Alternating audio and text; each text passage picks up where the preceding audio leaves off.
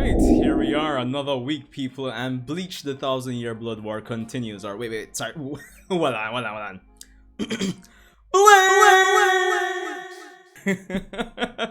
I have to do that every reaction review. Please don't go. Please don't leave. But yeah, man, we're here back at it again. Bleach the 1,000-Year Blood War, episode 15, or core 2, episode 2. However he wants to slice and dice it. But yeah, of course, the Quincy's second invasion of the Soul Society, or I guess in this case, transportation of the Soul Reapers from Soul Society to a different dimension so they can destroy them. And you get the point. So yeah, here we are. So again, similar to episode 1, I'm really looking forward to the additional scenes that Kubo and the studio have cooked up to kind of make things feel more natural and organic in terms of how they develop. So that's a basic part.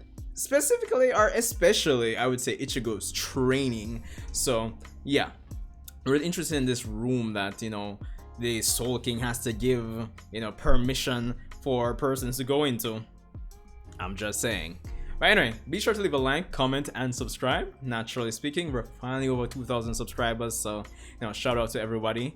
Of course, anniversary, our 2,000 subscriber special video coming, I believe, July 29th. Or I'm not sure if I'm doing a stream or a pre-recorded video yet, but we'll see. Anyway, rambled on long enough. Let's get into it. Bleach!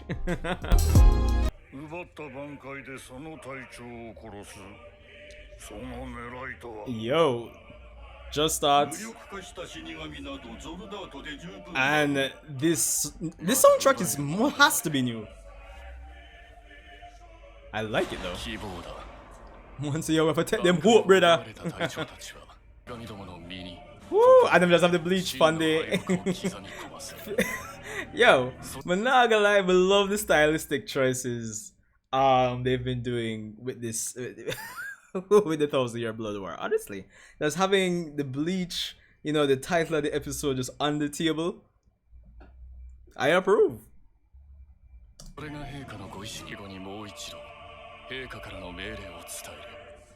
Kill everybody.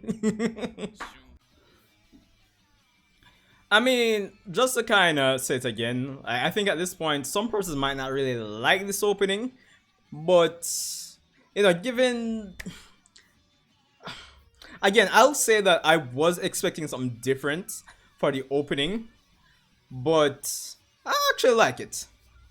But I think I like the first one better, but I do love seeing the Bleach characters in, like, stylish outfits and all of that for the opening, at least. But it's not a bad opening at all. I think for the persons who were expecting, like, probably don't like the opening, we're expecting more of like a banger in terms of the opening, Not that it's bad, but again, they were expecting something. I think we'll get that for the next core, more than likely.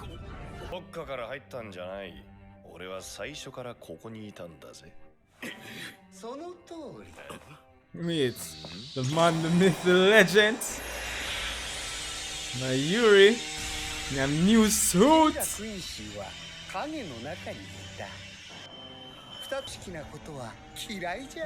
Yo, the man does look weird, bro. But I like it.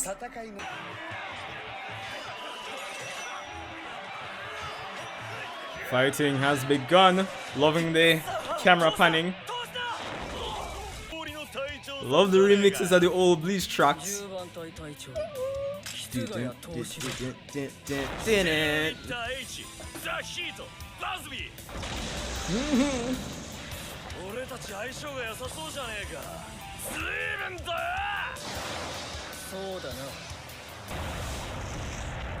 Why, on some level, sometimes it must rough be a Soul Reaper now, because it seems like majority of them just pathetic, dog.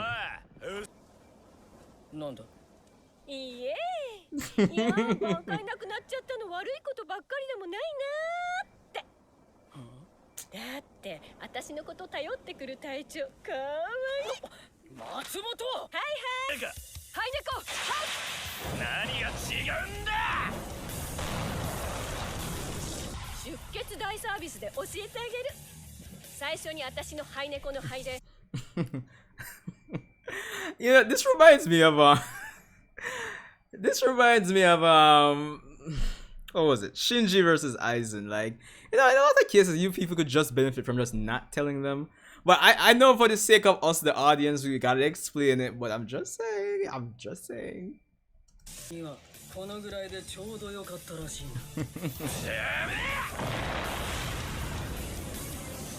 通らねえって言ったろ。さあ、真空の氷の刃で切り裂かれろ。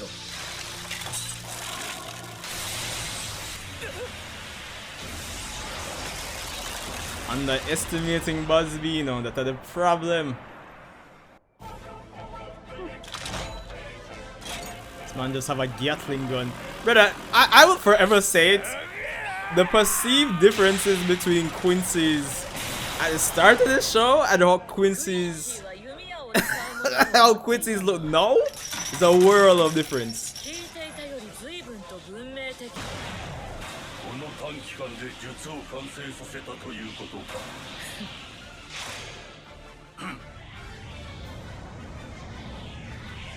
無給竣工。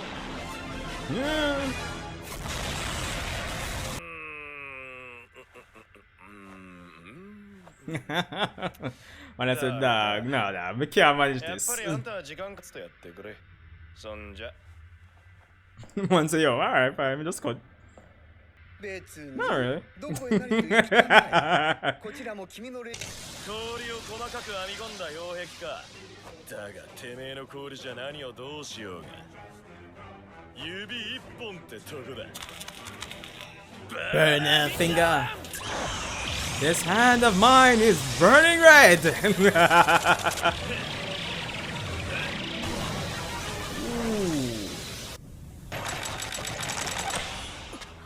People got androids, man. It's ridiculous. Ooh.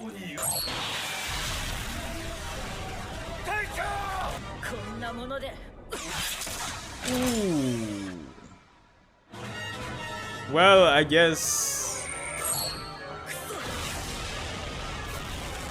they meant it when they said we're taking their hope. Exactly.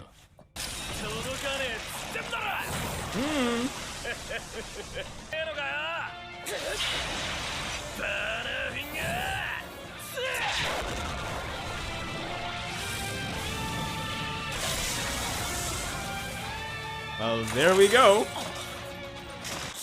The bigger man, the bigger myth, the bigger legend. Urahara.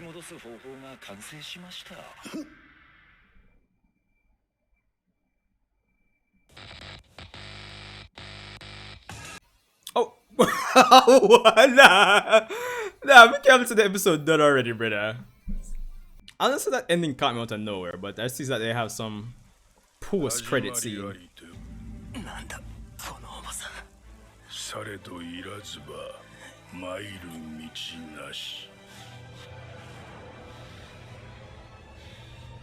いずれ死ぬる者どもの呼ばうその名は Irazu Sando? Irazu Sando. Okay, that's something I have no information about. Is there, for people who know, is there any information that in the novels? This place that Ichigo's in? Alright, so that was Bleach 1000-Year Blood War episode 15, and we're already in the neck of the action, to say the least. We have the Quincy who have, you know, made their second attack public in more ways than one, and so far I'm loving it. Of course, the basic gist of the episode was basically laid out by, you know, Hashwalt at the beginning of the episode with, oh, they'll more than likely, as Yuha predicted, they'll find some way to fight, you know, without their Bankai, and then we'll just have to like take their hope away. And that's exactly what happened. And I'd imagine for anime only watchers, like, maybe this, I would imagine anybody would have suspected it would have gone like this, because of course, like, yeah, we're beating Bazz-B, we're beating BG9, it's like it's going too easy. So and we're just starting, so to be expected, yeah. The Quincy's are still in control of this battle, to say the very least. But outside of that, I do like the creativity that was on display for the Soul Reapers, at least, or at least, even though they're not necessarily winning, at least it introduced some more creativity to increase the engagement in these battles, or it really improves the choreography of these battles, you know, going forward. Because of course, as we saw with Hitsugaya and Matsumoto, in terms of their plan to, you know, use Hinako and, well, what's left of Hyunrin to combat Bazz-B, that was actually ingenious, you know. But it's just that Bazz-B is just, you know, there's only so much. It's the age-old thing of there's only so far strategy can go. Strategy can only go so far in the face of overwhelming power. So I think that's basically the gist of this episode. So while I will give props to say, yo, Hyunrin Maru or Hitsugaya and Matsumoto came in with a nice strategy, very creative.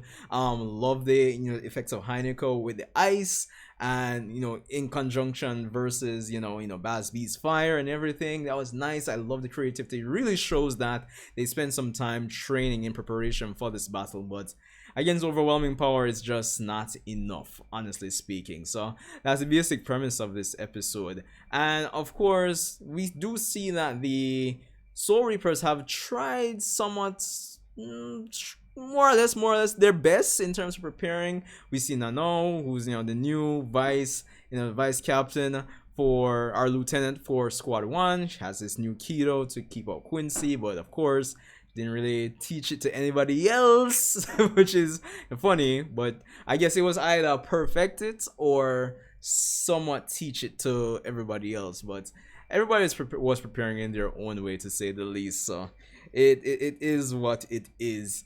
Of course, by the end there, we have that scene that we just saw with Ichigo, and honestly, I don't know what to think. The dialogue when it comes on to what Ichibe was saying or reading off of, because initially when I'm listening to it or reading it, I'm saying this kind of sounds like what they'd say after, you know, the episode's done, the ending theme plays, and then you have, like, they say this poetic string of dialogue before, you know, the full runtime of the episode is done. So I thought it was something referencing that, and they were just making use of the time they would have used to say that to actually show Ichigo as well, just kind of making full use of the time. But that doesn't seem to be the case. This new place that Ichigo's in, it's very interesting. It kind of, I think with everything that's going on, that's the thing that's I'm really interested in the most, because that is the thing that is not in the manga, and I'm really interested in finding out more about that, you know, because it wasn't in the manga, and it seems to have some ties to either the Soul King, or I guess, like I was implying in last week's reaction review, is that it seems to be hinting at some things from the novel in terms of plans that Ichibe and potentially Shunsui had for Ichigo. So yeah, even the dialogue seems, when he's talking about that vessel and all of that, so I'm really engaged, really in tuned when it comes on to that aspect of the episode. So yeah, of course, naturally, the things you'd expect, the art and the animation, like, things were pretty smooth, pretty solid there. I didn't have any problem. Nothing really stood out jarring to me. I mean, if I missed anything, let me know. But art and animation seemed pretty smooth. Can't complain. And I will say that the OST that was played at the start of the episode with the meeting with the Sternritter, yeah, that seems like that was new. That's pretty good. And of course, the remixes of the old OSTs continue to just be overall good. So yeah, I'm really looking forward to seeing how the rest of this is adapted. So there's not much to say. Of course, we did have two big things in this episode outside of that, with Urahara kind of ending things like, yo, I could probably get back you guys' Bankai. So it seems that the scenes that we saw of him experimenting last episode are coming. They're bearing fruits, essentially. And of course, the ridiculousness with Mayuri's outfit, this man just preparing. So all in all, it was a good episode. I can't complain. We do see that, yeah, the Soul Reaper, the fruits of their training, you know, some more than others are bearing fruits, more so against Some more than others in terms of bearing fruit against their Quincy enemies. But you know, preparation and creativity is there really increases the engagement of us, the audience, in terms of to seeing how these fights are going to go, to say the least. But all in all, pretty solid foundation for the next episode. So yeah, let's see how it goes. Anyway, let me know what you guys thought about the episode and my thoughts on the episode. Of course, leave a like, comment, subscribe, the usual YouTube jazz and blues, and hope you guys enjoy the rest of your Saturday. Even though I think this might be going up on Sunday, but we'll see.